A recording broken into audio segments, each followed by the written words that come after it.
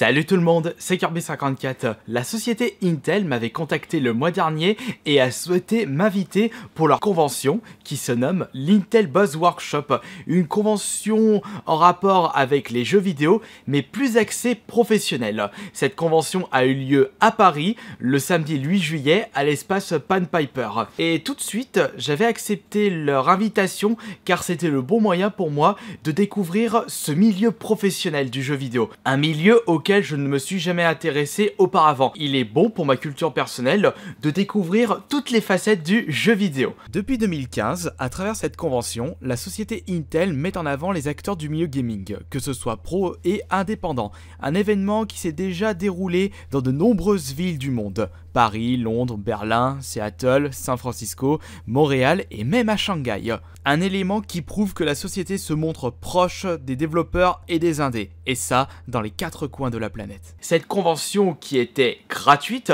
proposait des conférences ainsi que des rencontres avec des personnalités du milieu professionnel des jeux vidéo et des tests de jeux indépendants qui étaient présentés lors de cette convention. À mon arrivée sur place, la conférence de Jason, directeur créatif d'Ubisoft Montréal, avait déjà commencé. Petit problème, cette conférence était en anglais. Sachant que je n'ai pas un super niveau dans cette langue, j'avais eu peur de ne pas comprendre la moitié des choses. Mais ça n'a pas été le cas. J'ai pu comprendre la majorité de cette conférence car Jason utilisait un anglais assez simple à comprendre et utilisait également beaucoup de gestes et un certain humour très compréhensible. Look at myself in the mirror, it's such bullshit, right? It's just horrible providing a coherent because that's not what actually happened, right? J'ai très bien apprécié cette conférence malgré le fait qu'elle était en anglais et cette conférence était portée sur son expérience sur le jeu For Honor. Sachant que For Honor était un petit peu son bébé, il nous expliquait comment il a pu réussir à convaincre des producteurs afin d'avoir le budget pour développer ce jeu. Et cela n'a vraiment pas été une mince affaire. Jason s'est battu pendant plus de 10 ans afin de voir un jour son jeu For Honor entre les mains des joueurs. Et il a réussi et c'est à travers cette conférence qu'il a expliqué comment il a réussi à faire ceci. Il a également donné des conseils au public. Now we do have time for questions. Yes. Are you ready for some questions? Yes. À la fin de sa conférence, je ne me suis pas empêché de lui poser une petite question. C'était de savoir si Jason était fan de la série Ghost and Goblin, Super Ghost sur la Super Nintendo. Et il avait tout de suite rigolé et il m'avait tout de suite dit qu'il était un très grand fan de ce jeu et qu'il avait passé énormément de temps sur la borne arcade. Il avait utilisé beaucoup de pièces afin de pouvoir terminer le jeu. Et cela était tout à fait logique car il était un très gros fan de jeux hardcore et de jeux en rapport avec l'univers médiéval. Ensuite a eu lieu la conférence de Mathieu Bourguin, designer chez Ankama, une conférence basée sur Dofus.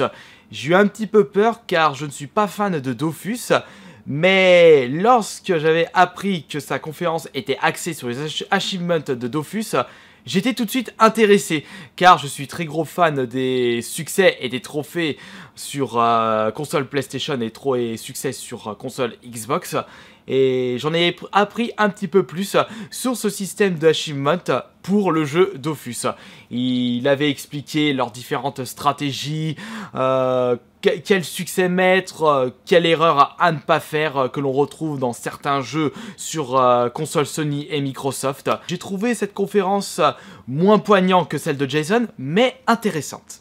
Par la suite, on a eu le droit à une succession de présentations de jeux indés. J'ai trouvé ce petit moment fort intéressant car beaucoup de développeurs indés étaient présents lors de ce Intel Buzz Workshop afin de présenter leurs petites créations. Et chacun avait le droit à 1 minute pour présenter leur jeu indé au public et surtout aux professionnels. So we love arcade games and retro games for their simple mechanics that can create a lot of possible experience. Fluffy Fall, c'est un falling game sur mobile, c'est un running game like. Le but étant de guider en fait ces petites boules de poils le long d'un tuyau en évitant des obstacles, des lasers, du feu, tout type d'obstacles. Chaque niveau est un terrain composé de cellules hexagonales. Vous devez d'abord créer des blocs, donc sur les cellules vides du terrain.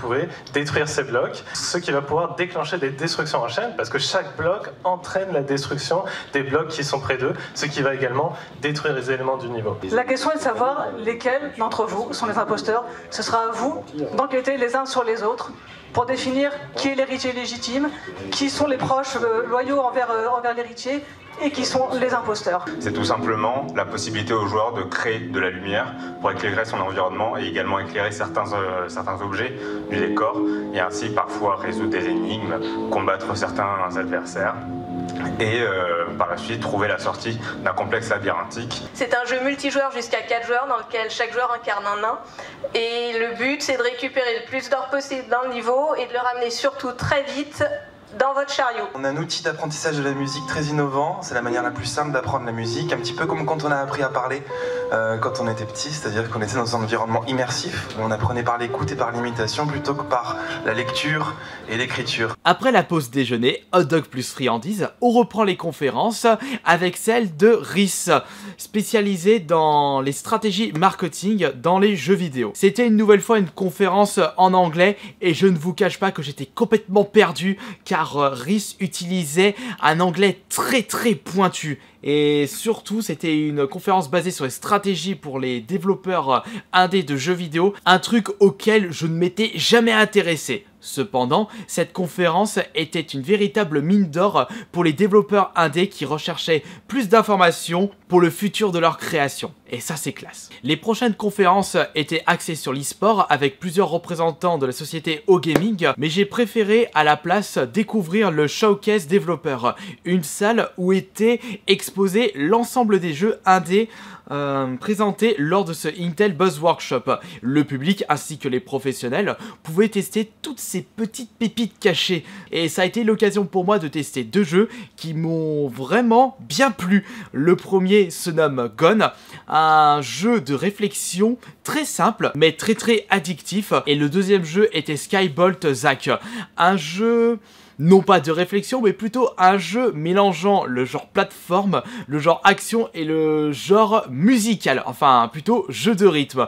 Un jeu ultra dynamique qui avait déjà reçu énormément de récompenses et cela ne m'étonne même pas car après avoir testé le jeu, je l'ai trouvé génial. Et une chose très importante prévue dans ce Developer Showcase, la possibilité de rencontrer les professionnels du milieu du développement de jeux vidéo. Et encore une fois, une aubaine pour les jeunes développeurs où c'était l'occasion ou jamais de recevoir des conseils personnalisés dans leur avenir dans le développement de jeux vidéo. Encore une fois, une excellente initiative pour les jeunes développeurs. Et voilà, j'ai pu vous présenter l'Intel Buzz Workshop. J'espère que cette petite vidéo vous aura plu. Et je souhaite remercier Intel pour leur invitation à cette mini-convention.